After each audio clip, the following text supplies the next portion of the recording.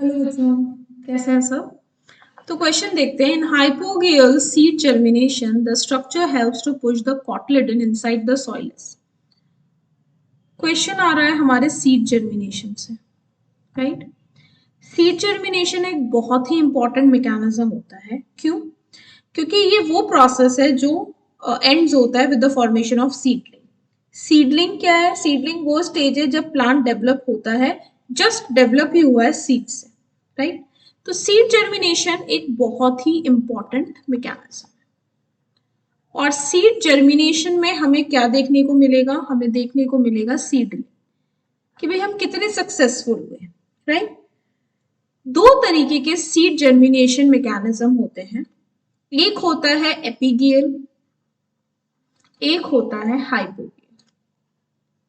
कितने मैकेनिज्म है? दो, right.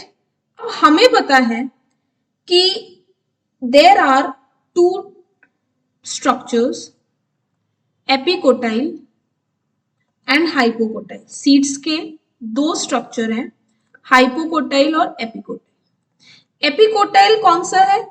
It is the region between the point of attachment of cotyledons and plumule. Region between the point of attachment of cotyledons and plumule, right. Hypocotyl वो region है जो below the cotyledons के, the region below the cotyledon attachment, right, हम उसे क्या कहेंगे? Hypocotyl. अगर germination हो रहा है, इन दोनों में से कोई भी इलोंगेट होता है, either of them will elongate and they elongate during germination, right. So we have the cotyledon, ये स्ट्रक्चर सबने देखा होगा। this part develops plumule, this part develops radicle, right. So below the level of the attachment of cotyledon we have hypocotyle, below above the level we have epicotyle, right. अब जो एपिगेल condition है इसमें क्या होगा? Hypocotyl elongate होगा, hypocotyl elongate होगा। मतलब ये वाला पार्ट, ये वाला जो नीचे वाला पार्ट है, ये वाला पार्ट बढ़ेगा, राइट, और कॉटिलिडन्स को पुश करेगा, right. It push and elongate, the hypocotyl elongate and it push the cotyledons. अगर हाइपोग्लियल कंडीशन है तो क्या होगा? ये वाला पार्ट बढ़ेगा, एपिकोटाइल विल इलोंगेट। और एपिकोटाइल जब इलोंगेट होगा तो क्या करेगा?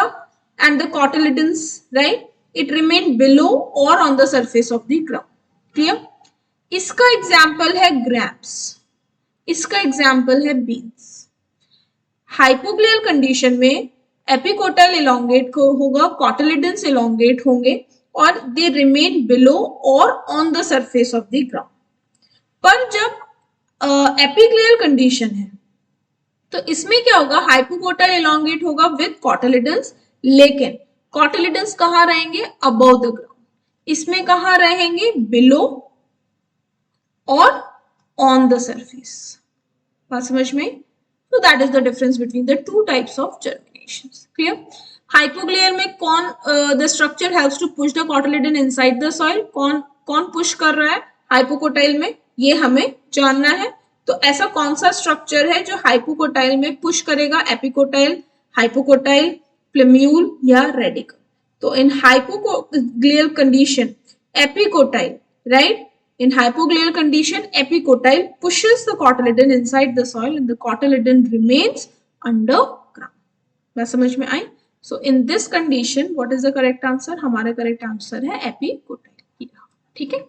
So इस क्वेश्चन का करेक्ट ऑप्शन क्या है? Correct option is a. Thank you, all the best.